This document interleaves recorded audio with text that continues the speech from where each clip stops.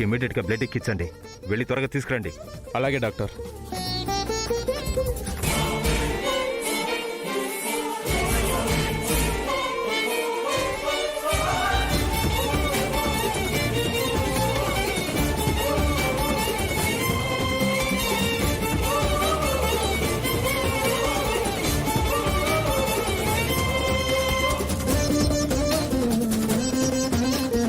ఏంటి ఏమైంది?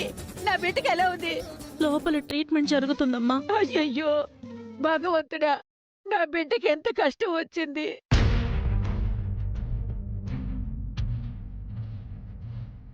అసలు ఏం జరిగిందే?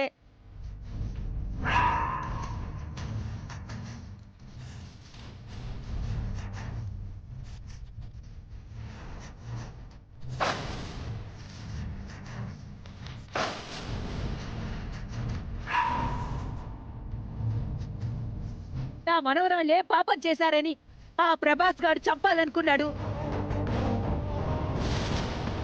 వాళ్ళని దేవుడు ఊరికే వదిలిపెట్టాడు, అంతకంత శిక్ష వేస్తాడు.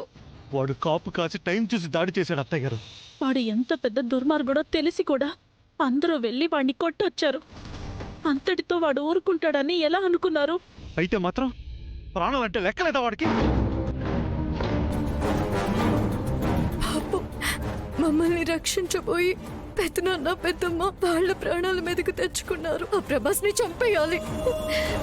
శౌర్య సార్, శ్రేణు బావ వాళ్ళని వదిలిపెట్టరు. డాక్టర్, మా పెద్దమ్మ పెద్దనాన్నలకి ఎలా ఉంది? ఇద్దరికి చాలా బ్లడ్ పోయిందమ్మా.